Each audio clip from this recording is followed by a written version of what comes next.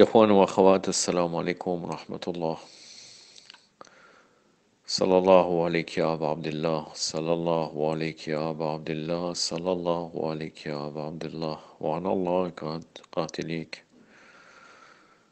بعد أعوذ بالله السميع العليم من الشيطان الرجيم. بسم الله الرحمن الرحيم. الحمد لله رب العالمين وبه نستعين، وصلى الله على سيدنا محمد وتعالى الطاهرين وعلى الله دائم أجمعين من الآن إلى قيام يوم الدين آمين رب العالمين. العملية de Cheikh Al-Moufid, troisième partie. Il s'agit de la deuxième assemblée. Donc je vais continuer la lecture. Bi'idnillah.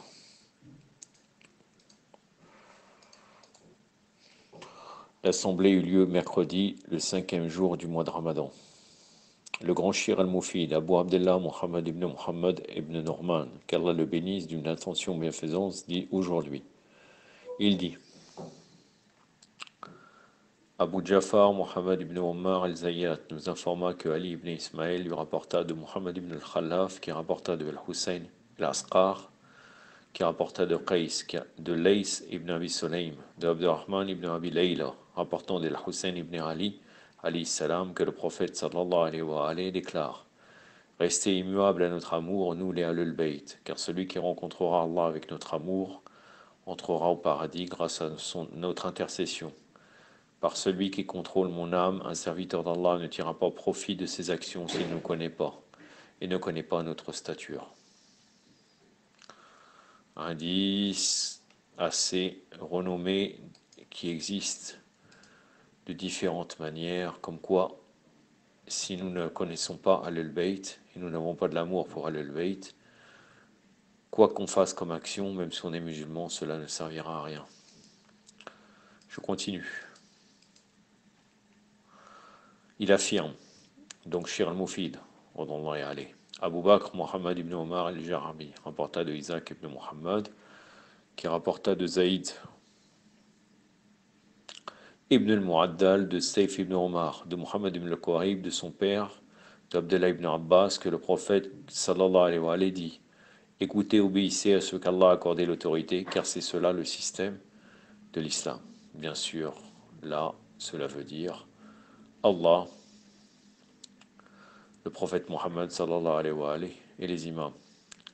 Comme dit dans le verset: Ya ayyuhalladhina amanu ati'u Allah wa ati'u rasul wa ulil amri minkum. C'est-à-dire obéissez à Allah, obéissez au prophète et à ceux qui détiennent le commandement, yarni, les imams infaillibles. Alayhi salam.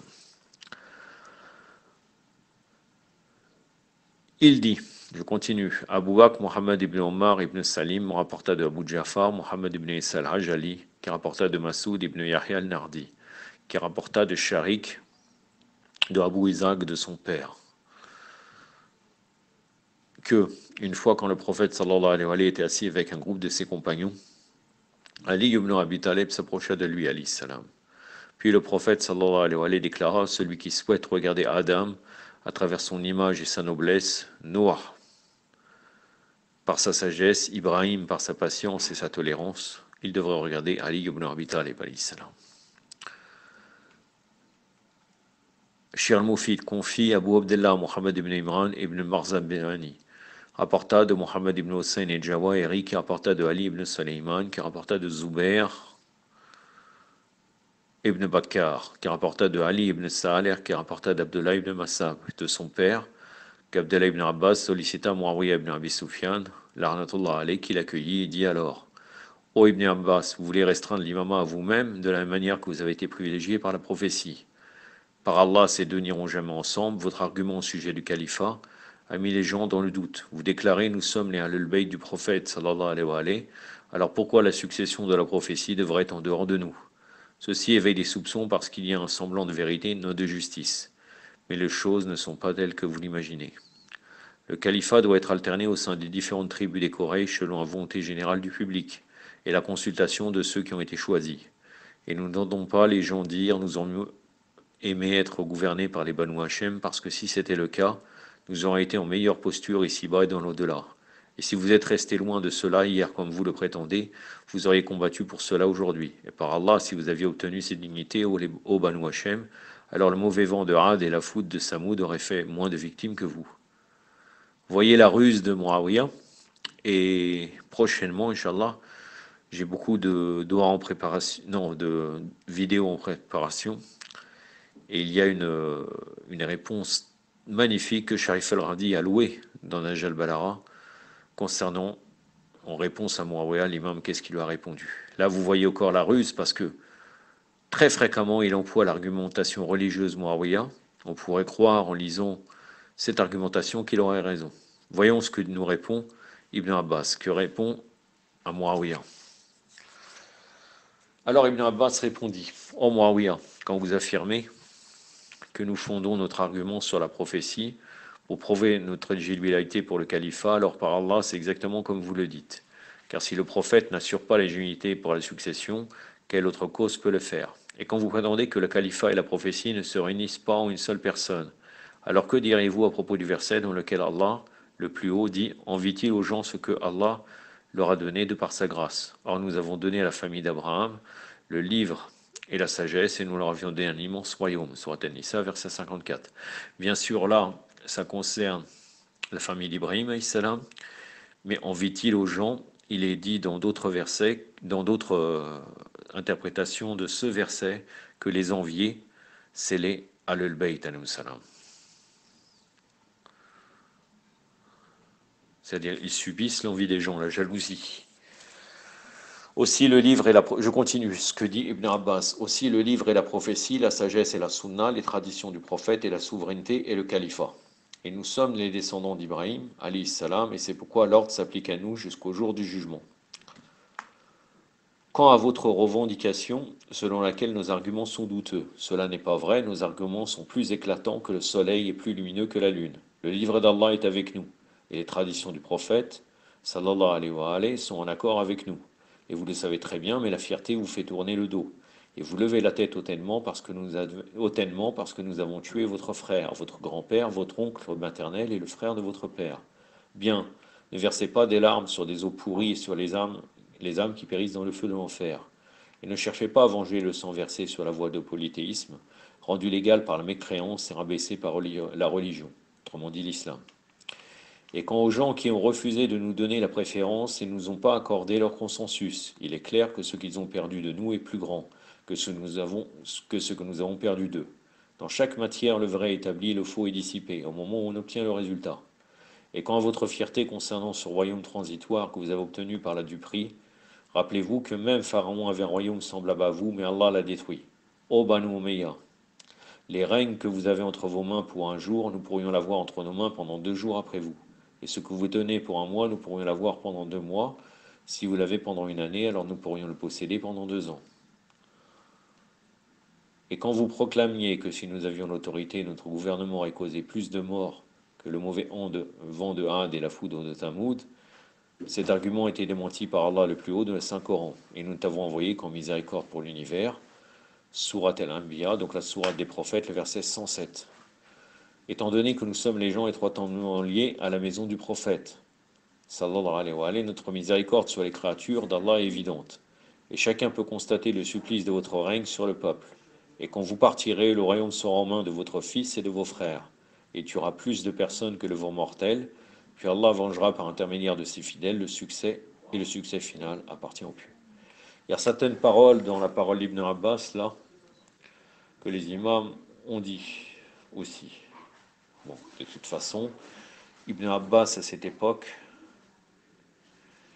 était encore plus ou moins bien guidé. Après, j'ai pas de position, ni de faire le lard, ni de taraddi, je ne sais ou quoi. Il y a beaucoup de vérifications historiques à faire sur Ibn Abbas, et entre autres des hadiths même qui sont contre lui. Allah kulli hal. Bon, il dit, c'est toujours Shir al-Mufid, que dit Shir al-Mufid? Il dit Abul Hassan, Ali ibn Muhammad al-Qarashi me rapporta avec la permission de transmettre que Ali ibn al-Hassan ibn Fadel rapporta de Al-Hussein ibn Nasr, qui rapporta de son père, qui rapporta de Abu al-Ghaffar ibn al-Qasim, qui rapporta de Minhal ibn Amr, qui affirma avoir entendu Abu al-Qasim Muhammad ibn Ali ibn Hanafiya déclarait: il n'y a rien pour vous dans votre vie excepté le bon plaisir qui vous avance vers la mort et qui vous approche de votre sommeil. Chaque nourriture provoque une bosse et chaque boisson fait étouffer. Aussi réfléchissez à vos affaires comme vous étiez déjà un ami perdu et un rêve emporté. Les personnes sur terre sont en voyage, elles ne doivent pas lever le camp excepté ailleurs.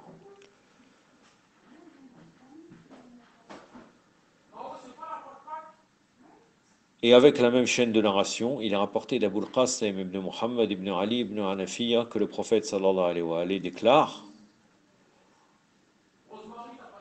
celui qui n'a pas pitié de nos jeunes, qui ne témoigne pas un profond respect envers nos vieux et ne reconnaît pas nos droits, n'est pas des nôtres. Ça, c'est sur les Ahlul Bayt, alayhi salam.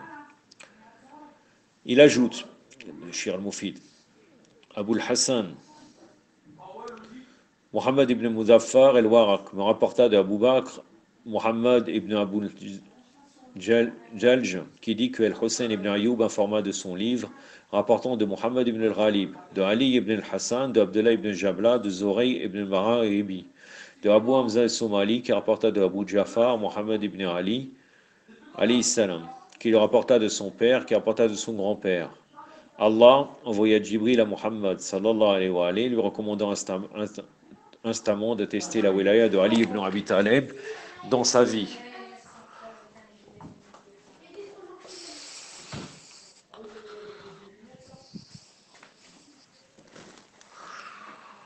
Et de l'appeler Amir al-Mouminin avant sa mort.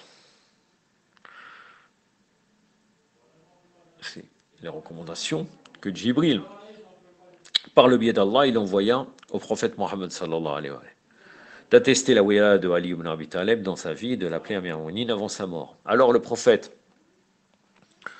sallallahu alayhi wa sallam invita 9 chefs de groupe et annonça: je vous ai invité pour que vous puissiez témoigner sur la terre par le nom d'Allah, si vous le soutenez ou le dissimulez. Puis il continua: ô Abu Bakr, levez-vous et saluez Ali par Amir al-Mu'minin, alayhi salam. Il demanda: est-ce l'ordre d'Allah et de son prophète? Il répondit: oui. Alors il se leva et le salua ainsi, c'est-à-dire en tant qu'Amir al-Mu'minin, alayhi salam, émir des croyants. Ensuite, il appela: ô Omar, levez-vous et saluez Ali par Amir al-Mu'minin. Il questionna: devons-nous l'appeler Amir al-Mu'minin par l'ordre d'Allah et de son prophète? Il répondit: oui. Alors il se leva et le salua. Après, il se tourna vers le Migdad ibn Aswad el-Kindi, ordonnant à aller: levez-vous et saluez Ali par Amir al-Mu'minin. Il se leva et le salua sans répéter la question des dieux qui l'avaient précédé. Voilà. Abu Bakr et Omar doutent, donc ils croient qu'il y a une séparation entre l'ordre d'Allah et du prophète. Ils ne sont pas si sûrs, comme si le prophète parle de son propre chef. Ensuite, il dit à Abu Dar al-Rifari: levez-vous et saluez Ali par Amir al-Mu'minin. Il se leva et fit ses salutations. Donc, Migdad et Abu Dar al-Rifari ne discutent pas. Puis il demanda à Hudayfa el-Yamani, ordonnant à aller: levez-vous et saluez Amir al-Mu'minin. Il se leva et le salua. Il demanda alors à Ammar ibn Yasir: levez-vous et saluez Amir al-Mu'minin. Il se leva et lui présenta ses salams. Ensuite, il demanda à Bouraïda: levez-vous et saluez Amir al-Mu'minin. Bouraïda était le plus jeune parmi eux, il se leva et le salua. À ce moment-là, le prophète sallallahu alayhi wa sallam proclama: je vous invite à ce sujet afin que vous soyez témoins d'Allah, si vous le confirmez ou si vous l'abandonnez. Donc là, on voit déjà, à cette époque-là, la scission, 2 personnes qui doutent et les autres qui se soumettent à Imam Ali alayhi salam. Il dit: Aboul Hassan Muhammad ibn Muzaffar me rapporta de Muhammad ibn Joray, qui rapporta de Ahmed ibn Ismaël, qui rapporta d'Abdul Razak ibn Hammam, qui rapporta de Mummar, de Zohairi, de Ubaydullah ibn Abdullah ibn Udba, d'Abdullah ibn Abbas, qui déclara: le prophète sallallahu alayhi wa sallam regardait Ali ibn Abi Talib et dit: voici le maître ici-bas et le maître dans l'au-delà. Le dernier hadith de cette assemblée, il poursuivit: Aboul Ghalib al-Zohari me rapporta de Abdullah ibn Muhammad ibn al-Khalid, qui rapporta d'Abdul Rahman ibn Abu Najran, qui rapporta de Safwan, de Sayf al-Tammar, qui rapporta de Abu Abdullah, Jafar ibn Muhammad, alayhi salam, dit: implorez constamment, car il n'y a rien de tel pour vous rapprocher d'Allah, et n'évitez pas de demander de petites choses en raison de leur petitesse, car celui qui nous satisfait du peu nous accorde aussi en nombre. Inch'Allah, la prochaine fois, ça sera la dernière partie, car malheureusement, c'est uniquement cela qu'il y a en langue française. Wassalamu alaikum wa rahmatullah.